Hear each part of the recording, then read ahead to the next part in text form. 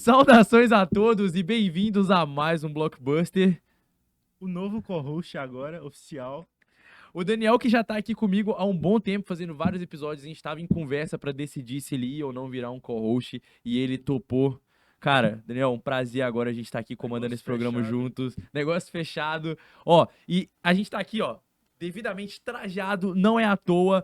Não vou falar que é o primeiro, porque a gente já teve um, mas agora a gente vai fazer um vídeo pro YouTube, um novo formato, um formato que a gente vai explorar mais ainda, e dessa vez um vídeo muito especial. Chega o final de ano, eu adoro ver o que rolou no ano anterior, adoro ver o que vai rolar no ano seguinte, adoro retrospectiva e prêmios. Fazer lista, né? Adoro, exato. Então, assim, o que a gente vai fazer aqui é simplesmente o Blockbuster Awards. Melhores do ano, basicamente. Melhores do ano.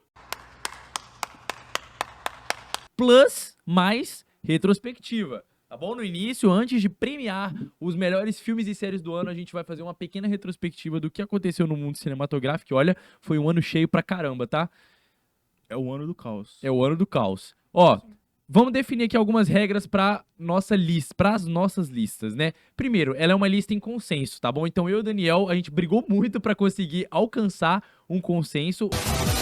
E os 5 filmes e 5 séries que a gente decidiu aqui como os melhores do ano foram unânimes. Dito isso, os filmes e séries tiveram que ser assistidos pelos dois. Ou seja, teve coisa que eu assisti que o Daniel não e vice-versa. Mas essas produções não entram, então as produções tinham que ter sido assistidas pelos dois. Por fim, a gente priorizou... Por fim não, né? A gente priorizou blockbusters por motivos óbvios e filmes lançados no cinema, não só filmes de streaming. Na verdade, a gente não colocou filme de streaming, porque... A gente chegou a cogitar, né? A gente cogitou porque teve alguns muito bons, mas filme cinematográfico mesmo foi a prioridade. E por fim, agora sim, por fim, o ano ainda não acabou, tá? No dia que a gente tá gravando esse vídeo, ainda tem filme pra lançar, como o Wonka, por exemplo. O Wonka ainda não lançou ainda enquanto a gente grava esse vídeo. Mas esses filmes entram no vídeo do ano que vem, tá bom? E como é pouca coisa... Se for entrar, né? Se for entrar, E aí, como é pouca coisa, a gente não vai, né, se estender demais pra ver Wonka. Então, dito isso, agora com esse novo formato, que inclusive é exclusivo aqui de vocês que estão assistindo pelo YouTube, tá? Ele é exclusivo aqui. Deixa o like, se inscreve, é padrão de todo vídeo no YouTube, mas deixa o like, se inscreve, ativa o sininho e os podcasts não pararam, tá? Esse novo formato é um acréscimo, não é uma substituição. E compartilhe que ajuda a gente a crescer mais. E, inclusive, a gente agora tem o Instagram oficial. Eu costumava utilizar o meu Instagram mesmo, o Daniel dele, mas agora a gente tem o Instagram oficial do Blockbuster, Blockbuster Oficial, vai estar na descrição do vídeo também pra você clicar lá no link e ir direto seguir a gente, tá bom? Então, dito isso, vamos lá. Vamos começar pela retrospectiva do ano, uma pequena retrospectiva pra vocês se lembrarem do caos que foi esse ano de 2023. E começando a nossa retrospectiva, a gente tem exatamente o ponto alto do ano, né? Que foi o fenômeno que foi Barbenheimer. Exato. Barbenheimer que veio aí em julho, que instigou esse lance da rivalidade dos filmes. O pessoal até achou que em 2008 Mamma Mia e Dark Knight foram lançados no mesmo dia. Aí no final do ano jogaram o Napoleonca, que Napoleão e Wonka ia ser lançado no mesmo dia. Saw Loucura. Patrol. Saw Patrol, que era Jogos Mortais Patrulha Canina. Então, assim, essa divisão de um filme sombrio com um filme mais colorido foi, assim, dominou o meio do ano. Fora que os filmes que estavam nessa disputa Barbenheimer eram extremamente gigantes, extremamente fortes. Era simplesmente o filme da Barbie, o ícone, símbolo Barbie, e que veio com fortes críticas sociais, e Oppenheimer, que é a história real do cara que simplesmente criou a bomba atômica para os Estados Unidos. E são 2 filmes que são dos melhores do ano. Exatamente. Talvez ou não, a gente vai chegar nessa hora ainda. Aguardem. Pra continuar, a gente teve greves, né? A gente teve muitas greves esse ano, a greve dos atores, greve dos roteiristas que já acabaram. Eles entraram no acordo, então agradeço por isso. Eles finalmente reivindicaram os seus devidos reconhecimentos e foram reconhecidos. Então, apoio total aí ao SAG-AFTRA, aos outros sindicatos que entraram nessa greve, que já terminou, mas foi um ponto extremamente importante, porque com essas greves, vários filmes foram adiados, então muito filme que ia entrar em 2024 não vai mais, porque atores pararam, roteiristas pararam, e não tem como fazer filme desse jeito. Então teve muito adiamento, não só desse ano, não só do ano que vem, mas só que desse ano também, né, que ia ter filme lançado no fim desse ano, e não vai ter mais por causa dessa greve. Rest in Peace, Duna, né? Duna ia vir, ele tava ansiosíssimo por Duna e não vai vir mais. Pois é. E além disso, a gente tem, durante o ano todo, um curioso caso que os filmes vários filmes não se pagaram, né?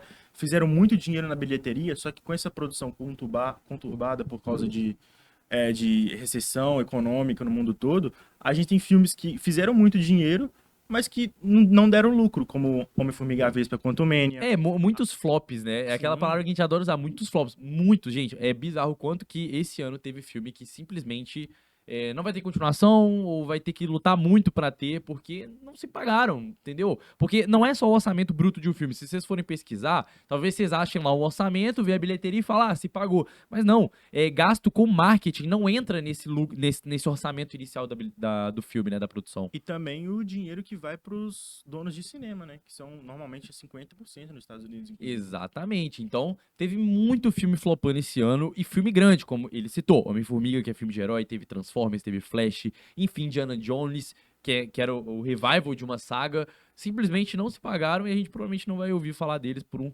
bom tempo.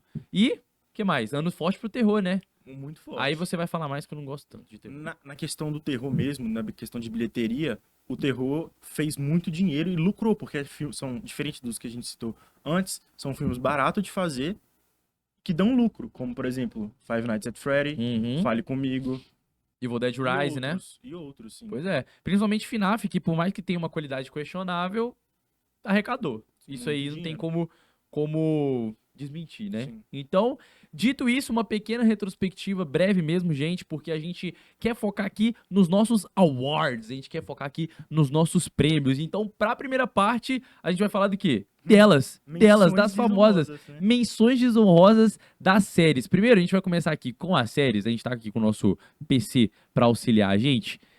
E a gente começa com Invasão Secreta. Invasão Secreta. Então, pra começar o nosso ranking de séries, vamos fazer menções desonrosas de séries que não mereceram entrar no pódio de jeito nenhum. Estão lá embaixo da lista geral porque elas foram péssimas, ou decepcionaram, ou são ruins por essência, enfim. Eu acho que todas aqui são ruins por essência. Exato. Então a gente começa por Invasão Secreta, que tinha uma promessa, era legal. Nick Fury sendo mais aprofundado, um arco dos quadrinhos que é extremamente grande, complexo e maneiro de se acompanhar, mas que foi transferido para uma trama menor, e isso não seria problema se tivesse nas mãos de um bom roteirista, mas infelizmente foi uma série que decepcionou. Até começa bem com, na minha opinião, os dois primeiros episódios sendo muito bem estabelecidos, colocando uma trama interessante, instigante, mas que no final se perde total, dá poderes pra Gaia lá de um jeito totalmente ridículo, enfim, péssimo. Além disso, ele tem um arco todo pessoal do Nick Fury que é completamente jogado fora, principalmente durante a série e depois em The Marvels. A gente viu, então é uma grande decepção e um alerta pra Marvel e pra séries. Definitivamente, não pegue um arco que você não é capaz de adaptar. Sim.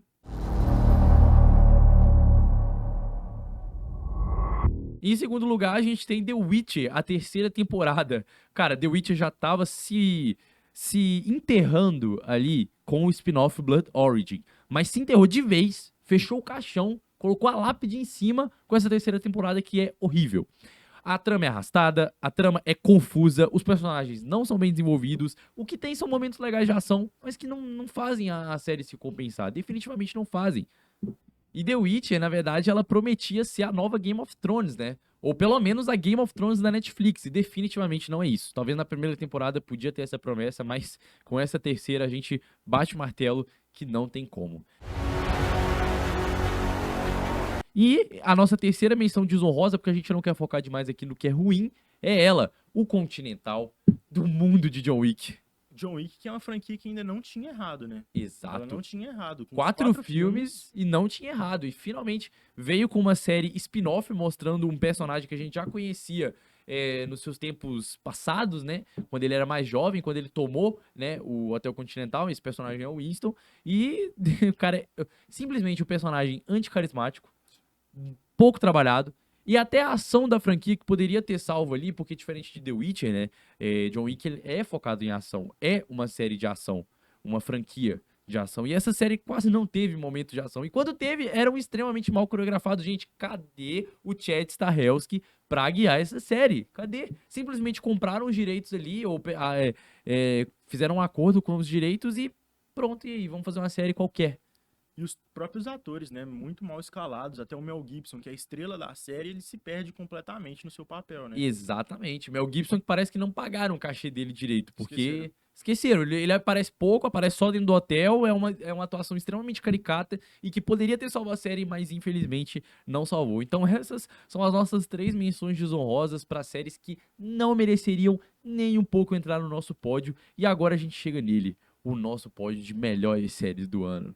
Então a gente começa aqui com One Piece em quinto lugar. Simplesmente uma série maravilhosa. Eu nunca tinha assistido o anime, fui assistir a série e fiquei apaixonado. É uma trama assim que te abraça, entendeu? É uma trama com um elenco maravilhoso, destaque pro Inaki Godoy, que é o ator do Luffy. O pessoal é carismático, a história é envolvente, ela é inspiradora, ela é cativante, te conquista e inspira mesmo. Tipo, eu comecei a ver o anime, simplesmente. Não terminei porque ele é muito longo e eu tenho mais o que fazer. Mas eu comecei a ver o anime, de tão boa que a série foi. Eu fiquei apaixonado, assisti junto com um outro amigo meu, o Ângelo. Beijo, Ângelo. Cara, eu simplesmente amei. Tanto que tem episódio de One Piece aqui no Blockbuster onde eu coloquei o chapéu do Luffy.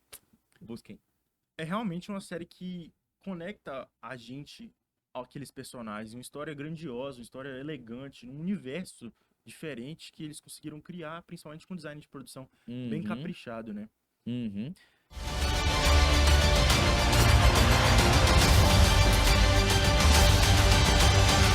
Exato. Então, quinto lugar vai pra ela, One Piece. E pra quarto lugar, você quer ter essa honra? Gen V, simplesmente o primeiro spin-off de The Boys, que consegue manter a qualidade do original, trazer personagens interessantes, jovens atores que brilharam na série, absolutamente incríveis, todo o elenco. E além disso, a gente tem uma conexão muito grande no universo, uma história que impacta, que deve trazer consequências, principalmente na futura quarta temporada de The Boys. Exatamente. E eu ainda tenho uma opinião um pouco mais arriscada em dizer que a primeira temporada de Gen V é melhor que a primeira temporada de The Boys. Falei isso aí. É o hot take. É o hot take. Então, quarto lugar, Gen V. Em terceiro lugar, iniciando o nosso pódio, a gente tem ela, Ahsoka. Simplesmente Star Wars em seu auge, o puro suco de Star Wars, é perfeito, é simplesmente maravilhoso. Consegue desenvolver todos os personagens que já existiam, então não minto, tinha alguns personagens novos, mas não tantos, mas consegue desenvolver os que já tinha, consegue fazer a gente se apaixonar pelos novos. A Ahsoka é perfeita, tem atuações lindas, tem uma trilha sonora épica, um design de produção maravilhoso. A Ahsoka tinha que ficar no pódio de alguma forma. E além disso, é aquela construção de universo que o Dave Filoni sabe muito bem fazer, né? Expandir Uhum. tudo, colocar seus personagens em histórias grandiosas, até porque ele é o verdadeiro herdeiro de Star Wars, dá pra gente falar isso, né? Exatamente, a Ahsoka definiu o futuro de Star Wars, então a gente pode esperar muita coisa boa vindo pela frente a partir dessa série. Então, ela é merecedora desse terceiro lugar, desse troféu de bronze que a gente dá pra Ahsoka simbolicamente aqui. Dito isso, E agora, com a nossa medalha de prata, a gente tem Loki, a segunda temporada, que colocou o personagem novamente numa questão de viagem do tempo da TVA. uhum, Além disso, com um Tom Hiddleston maravilhoso. maravilhoso. E não só ele, como o resto do elenco, que Sim. brilha demais. A gente tem o Owen Wilson, a gente tem o Ke Huy Quan, que voltou a Hollywood recentemente, brilhando como Ouroboros, um personagem extremamente engraçado, cativante. Loki foi uma temporada incrível. Loki bateu o martelo agora como a melhor série do MCU. De verdade, não tem outra que supere. MCU, ok? Da Marvel inteira, tem uma melhor ainda. Aí eu deixo vocês se debaterem nos comentários pra descobrir qual. E além disso, a gente tem o cuidado de roteiro do Eric Martin, da direção toda da série, além de trilha sonora que deixa tudo mais bonito. Um Uhum. roteiro lindo, com reflexões que consegue até fazer a gente refletir e pensar mais ainda Exato, o que tá sobre acontecendo ali, né? Exato, sobre existência, sabe? Sobre tempo, é perfeito. As reflexões que Loki propõe, você nem espera pra uma série, uma obra da Marvel, né? Visto que todo mundo critica ultimamente o que tem lançado na Marvel, mas esse é até um papo que a gente desenvolveu em um podcast anterior. Então, busquem lá pra vocês verem a gente se aprofundando nesse tema também. Always will be. Bom, dito isso, a gente vai pra ele. Rufem os tambores. The Last of Us, simplesmente a melhor série de 2023. Cara, quase que a gente perde The Last of Us nesse pódio, porque a gente esquece que ela é de 2023 por ela ter sido lançada lá em janeiro/fevereiro. Mas sim, The Last of Us foi lançada em 2023 e é oficialmente a melhor série definida aqui por nós do Blockbuster. Cara, ela é tão impactante quanto o jogo. Ela adapta de uma forma perfeita. E foquem nessa palavra, adapta. A série não é uma cópia, ela aprimora a história do jogo. E o próprio criador, o Neil Druckmann, falou isso. A gente vai usar a série como uma extensão do jogo. E eles fizeram isso muito bem. Eles pegaram personagens que não tinham uma certa importância e deram importância. Eles pegaram os arcos e aumentaram eles. Essa série foi sublime, sublime. Inclusive, pra dar um exemplo do que eu tô falando aqui de questão de adaptação, a gente tem um episódio do Bill, né, do Bill e do Frank, que é perfeito. É uma história de romance linda e é aquela coisa que a Isabella Boscov colocou no título da crítica dela, né? Existe amor até no fim do mundo. Simplesmente The Last of Us, ó, Pixar anima. Além disso, The Last of Us tem um completo capricho, tecnicamente, com seu design de produção, sua maquiagem, sua trilha sonora, que é simplesmente um show à parte. Aquele típico selo HBO de se fazer série. Exatamente, a HBO que é mestre em fazer séries, de verdade.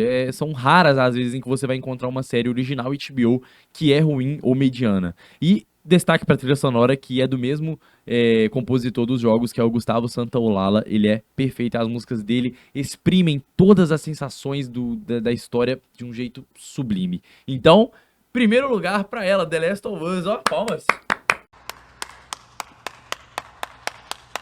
Recapitulando, em quinto lugar a gente tem One Piece, em quarto lugar a gente tem Gen V, em terceiro lugar a gente tem Ahsoka, em segundo lugar a gente tem Loki, tá vendo? A gente tem Loki, a gente tem, em primeiro lugar, The Last of Us.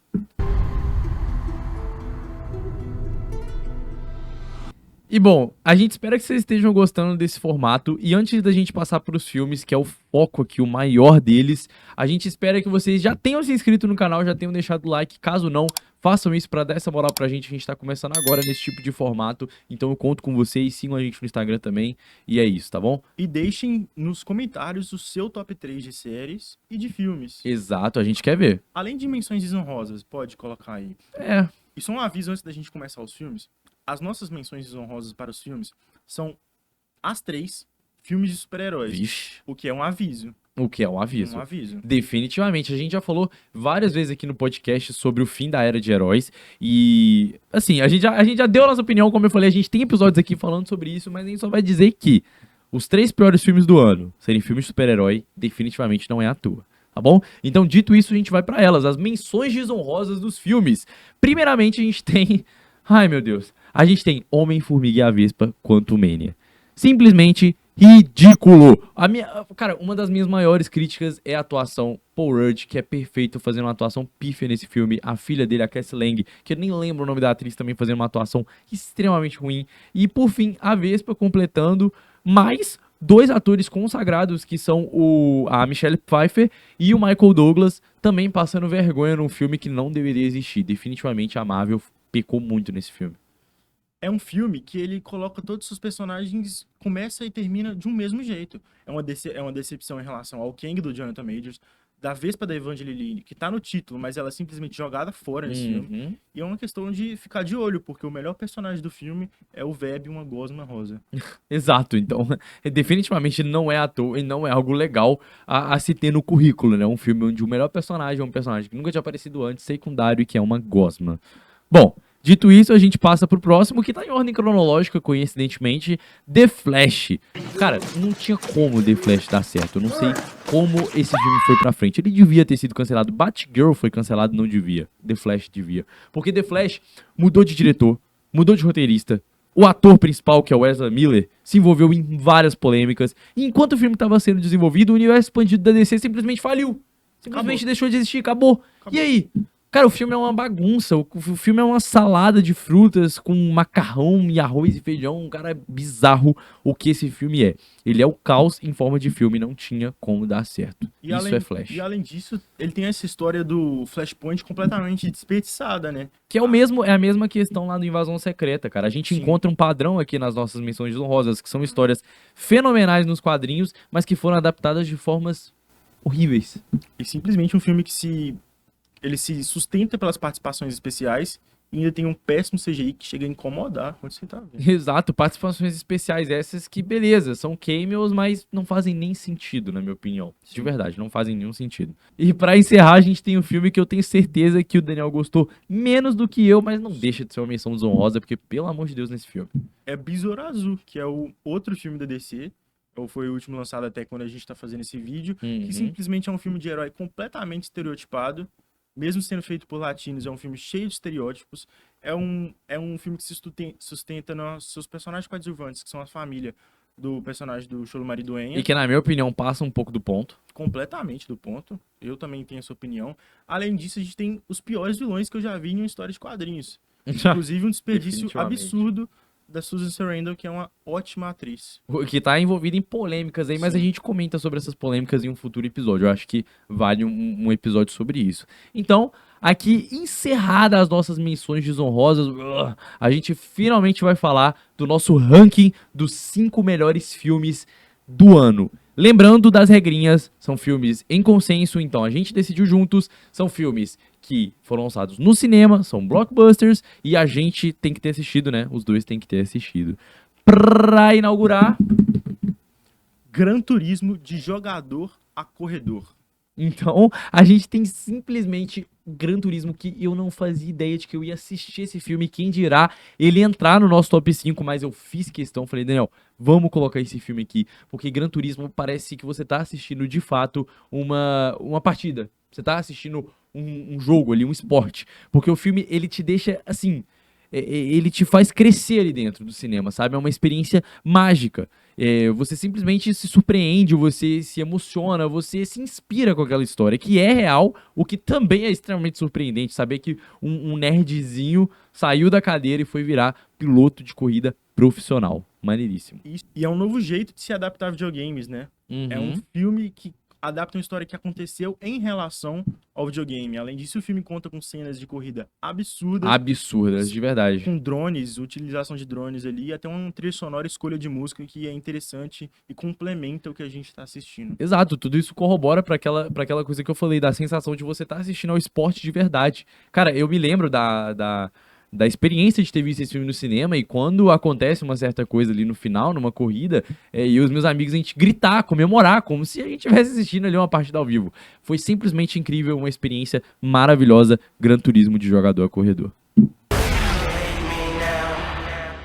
No nosso quarto lugar, antes de chegar no pódio, a gente tem Missão Impossível Acerto de Contas, parte 1, que é mais um show do Tom Cruise em relação ao cinema, em relação à ação, às cenas de ação, com ótimos atores e adições de coadjuvante, inclusive, que é uma história que funciona como parte 1, mas também um filme completo em si. Exato, e Missão Impossível, Acerto de Contas, que é o 7º filme da franquia, e pra mim já tá num strike de filmes bons, né, numa sequência de filmes bons desde o 4º filme, que é o Protocolo Fantasma, lançado lá em 2011. Desde aí, o 4, 5, 6 e agora o 7 se mantém numa qualidade excepcional. São filmes ótimos, são ações incríveis de se acompanhar, que você também pega adrenalina ali no cinema, é bizarro. E o Tom Cruise dando uma aula de filme de ação, né? Exatamente, agora a gente espera pela parte 2, que agora só chega em 2025 por conta das greves que a gente citou na retrospectiva. Mas tamo aí, fiquem ligados na retrospectiva de 2025, quem sabe ele volta aqui e a gente faz essa relação com a retrospectiva desse ano. Em terceiro lugar, inaugurando o nosso pódio com a medalha, o troféu de bronze, a gente tem ele, Jogos Vorazes, A Cantiga dos Pássaros e das Serpentes. Meu Deus. Chef Kiss, que filmaço. Beautiful. Que filmaço. O que você tem a dizer sobre esse filmaço? Não, é um filme que ele se mantém relevante no meio de sua franquia, que já é lotada de filmes bons. Tem um meio boca ali, mas isso a gente falou no episódio de Jogos Vorazes, A Cantiga dos Pássaros. Exato. Você falou relevante não só num padrão de qualidade que se mantém, porque ele é tão bom quanto os anteriores, mas também de assuntos, né? Tanto que ele renova assuntos que já haviam sido discutidos e traz novos. Jogos Vorazes é uma franquia incrível, que desde a sua criação se prova a sua importância. E aí, pra ajudar nisso, a gente tem a direção do Francis Lawrence, que dirigiu os 3 filmes dos filmes originais. A gente tem as novas atuações do Tom Blythe e da... É Blythe? Confirma? Eu acho que É Blythe? Eu acho que é As Blythe. atuações do Tom Blythe e da Rachel Zegler, né? Que são sensacionais. Sensacionais. É uma força da natureza completa ali. E a Uhum. Rachel Zegler que faz muito bem as canções, né? Ela interpreta muito bem, uma voz muito poderosa, que isso ajuda a contar o filme, inclusive. Exato, essas músicas que são parte do filme, né? Não são avulsas, à toa. E ela interpreta isso muito, muito, muito bem. Em uma história de origem de um vilão que faz a gente ainda simpatizar com um personagem que a gente já odeia. Exato, é uma aula de narrativa, é uma aula de direção, de verdade, e de desenvolvimento de personagem. É um filme que, assim, ele encaixa perfeitamente na história e merece aqui, com certeza, o nosso top 3.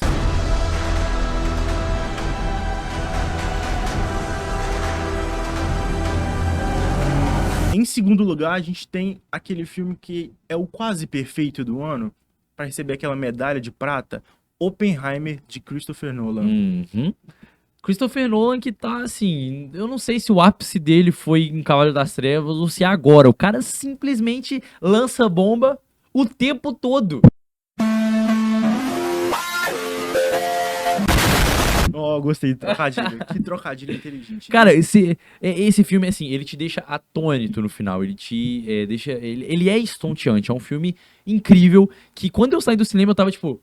Caramba, eu não conseguia processar o que eu tinha acabado de ver e é uma história real. Isso que é o mais impressionante. É o que você falou, o filme deixa você impactado durante o filme todo, mas no final ele te deixa completamente atordoado com o que você acabou de presenciar, né? Exatamente, é uma história muito importante para a humanidade, né? A gente vê a criação da bomba atômica, que é a maior arma de destruição já criada, e a gente se preocupa a partir desse filme com o nosso futuro. É um filme que ele é claro que com o tempo a gente esquece, mas sempre que você lembra dele ou revê ele, você vê o quão preocupante é e você começa a ficar com uma crise existencial, porque é provavelmente isso que vai destruir o nosso mundo.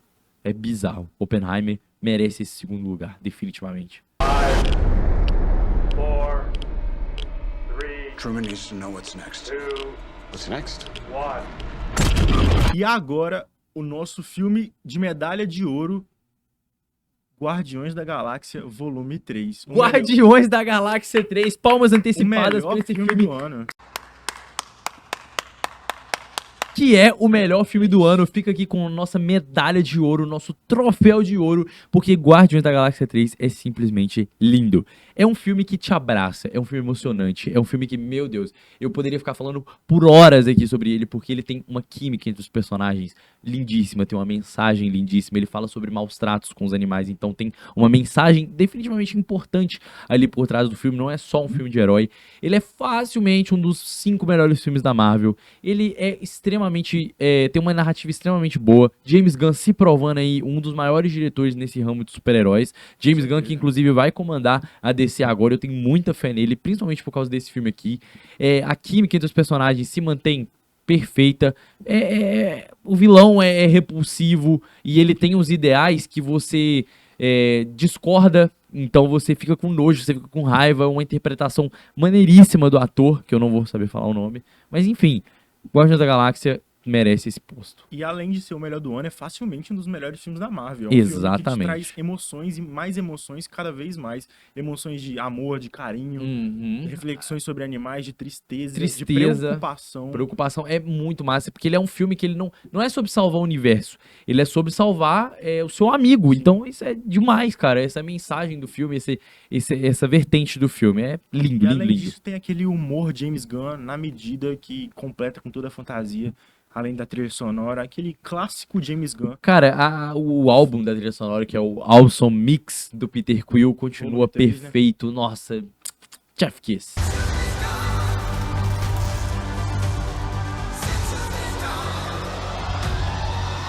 Então, pra recapitular, a gente tem em quinto lugar Gran Turismo, em quarto lugar Missão Impossível, em terceiro lugar Jogos Vorazes, A Cantiga dos Pássaros e das Serpentes. Em segundo lugar, a gente tem Oppenheimer. Em Em primeiro, primeiríssimo lugar, ele, Guardiões da Galáxia Volume 3, que como eu falei e repito, merece esse título. merece muito. Melhor filme do ano, melhor série do ano foi The Last of Us. Gostaram? Hã? Deixem o like se vocês gostaram. Deixe nos seus comentários, como a gente falou, suas menções honrosas e seu top 3 de séries e filmes que Porque- a gente vai ler, pô. No nosso Instagram não é impossível que a gente faça algum vídeo pra Reels ou alguns stories comentando o top 3 de vocês. Então comentem aí, deixem a sua contribuição e sigam a gente no Instagram pra ver a gente falando sobre o seu top 3. Não garanto que eu vou falar bem, hein? então é isso. Se inscrevam. Se inscrevam. Olha, segundo vídeo, como eu falei, mas primeiro dessa nova fase do Blockbuster, nova fase que o Blockbuster tá entrando. Agradeço a cada um que assistiu. Agradeço ao Jonathan que tá por trás dos vídeos, que tá aqui na rádio ajudando a gente. Agradeço ao Davi, que é o editor desse vídeo. Agradeço a Zenco, que é a agência que tá agenciando aqui o Blockbuster agora. Sigam no Instagram também, Agência Zenco. E é isso, como eu postei lá, né, com a retrospectiva que o Spotify deu para os podcasts, sem vocês acompanhando, isso aqui não seria possível. Então, agradeço demais da conta. Peço perdão pelo vídeo se tiver ficado algum erro, porque vocês sabem que a gente está começando nesse formato agora. E para terminar esses agradecimentos, agradeço ao Daniel que topou o convite para participar aqui agora ativamente no Blockbuster. E é isso. Eu quero agradecer o convite. E é isso, rapaziada. Valeu pelo vídeo. Deixem um like, se inscrevam. Até a próxima. E para encerrar, juntamente com o Daniel, que a força esteja com vocês.